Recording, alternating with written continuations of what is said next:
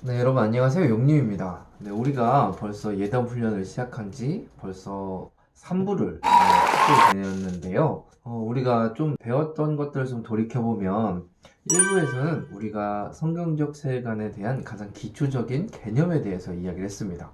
기억나는 것 있으신가요? 하나님의 이름, 하나님 나라, 십자가, 공동체 이런 개념들에 대해서 배웠다면 우리가 지난 시간까지 해서 2부는 개념들을 더 구체화해서 어떤 흐름을 갖고 있는지에 대해서 조금 더 자세하게 배웠습니다. 이제 오늘부터는 3부로 이제 만나 뵙게 됐는데 성경에 대한 이야기를 우리가 배우고 또 그 성경을 직접 읽어가면서 우리가 말씀 묵상을 어떻게 해야 되는지, 어떻게 누리는 건지, 개인적인 것뿐만 아니라 우리 공동체적으로 어떻게 누릴 수 있는지에 대해서 같이 고민해보고 시습해보는 시간이 될 것입니다. 여러분, 우리가 성경이라고 하는 책은요, 굉장히 신기한 책입니다. 왜냐하면 인류의 주요 종교 중에 천주교, 기독교, 유대교, 이슬람교 이러한 종교들의 공통점이 바로 성경이 성전의 일부로 사용되고 있다는 것입니다. 또 우리가 어렸을 때부터 배웠죠. 가장 많이 인류 역사상 번역이 되고 출판이 된 책이 바로 성경입니다. 심지어는 이렇게 번역하고 연구한 것뿐만이 아니고 매일매일 성경을 묵상한다고 하니 여러분 얼마나 이 책이 대단한 책이고 신기한 책이고 사랑받는 것인지 우리가 알 수 있습니다. 이렇게 사람들이 많이 성경을 읽는 이유는 무엇일까요? 제 생각에는 아마도 이 성경을 통해서 많은 사람들이 변화되었기 때문이라고 생각합니다. 이 성경을 통해서 하나님을 만날 수 있었기 때문이죠.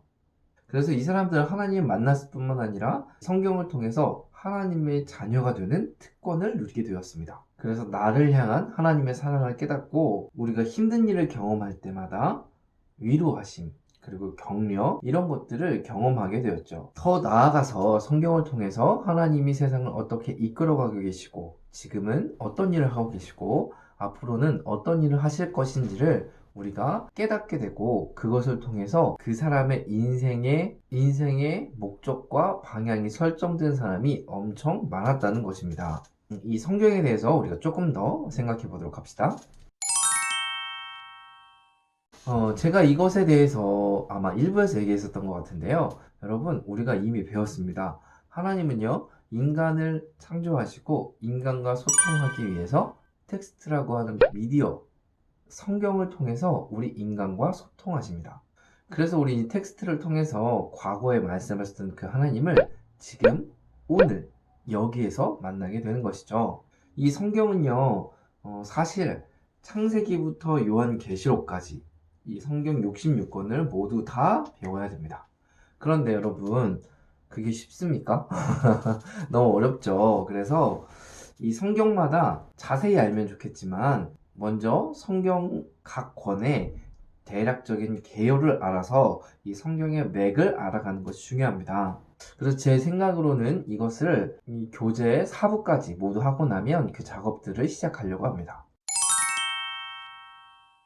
이렇게 성경의 대략적인 개요를 알았다면 누군가에 의해 성경을 듣는 것도 중요하지만 내가 스스로 성경을 읽는 것이 중요합니다. 그러기 위해서는요, 요새 우리말로 된 성경, 예를 들어 여러분들은 추천하는 것들은 쉬운 성경이나 현대인의 성경, 아니면 표준 세번역 이런 것들이 여러분들이 읽기에 굉장히 편하고 좋을 것입니다. 혹시 여러분들 중에 영어를 조금 잘하는 친구들이 있다면 NIV 이런 성경을 찾아서 읽는 것이 여러분에게 도움이 될 것입니다. 또 이건 중요한 부분인데 여러분 성경을 읽을 때는요, 성경을 안내해 주시는 사람과 함께 읽는 것이 좋습니다.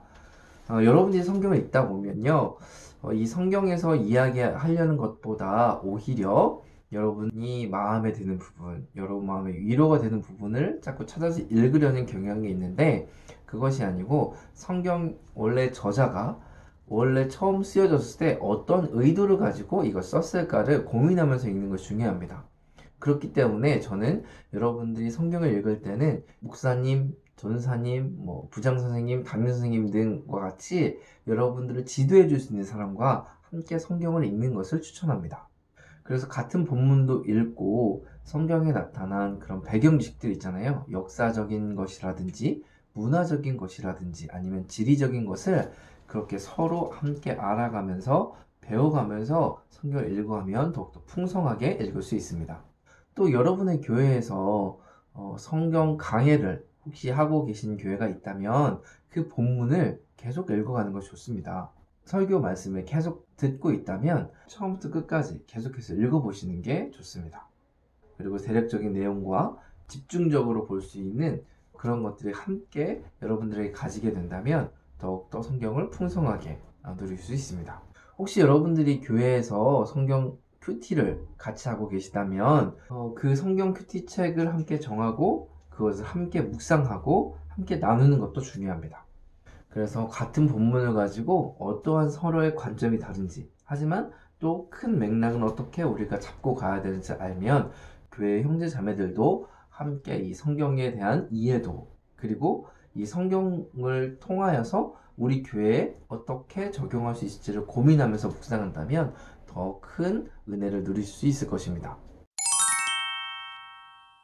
또 오늘 마지막으로 이야기하고 싶은 것은, 성경은요 사실 창세기부터 읽는 것이 좋습니다. 왜냐하면 하나님이 어떤 분이신지 정확하게 창세기에서 이야기를 하고 있기 때문입니다. 사실 저는 세계관 훈련을 할 때 창세기 1장부터 11장까지를 굉장히 중요하다고 생각하고 있거든요. 그래서 이 부분을 통해서 도대체 이 부분이 지금 우리에게는 어떤 관계가 있고 지금 우리가 어떻게 살아가야 될지, 어떻게 생각을 가져야 될지를 가장 잘 배울 수 있는 본문입니다. 예를 들면 성경에서 말하는 하나님이 어떤 분이신가? 그럼 죄는 무엇일까? 어떻게 죄가 들어오게 되었을까? 어떻게 죄인된 인간이 하나님과 회복될 수 있는가? 하나님은 자기 백성들과 어떻게 소통하시는가? 이런 여러 가지의 질문들에 대한 답들이 바로 창세기에 나와 있습니다. 이 창세기를 제대로 공부하시면 여러분에게 큰 도움이 되실 것입니다. 제가 이렇게 문장을 적었는데요. 창세기부터 요한계시록까지 알아가야 할 것은 무한하시고 인격적인 하나님이 유한한 우리 인간에게 오셔서 회복하시고 마침내 하나님 나라를 완성하실 것을 바라봐야 합니다.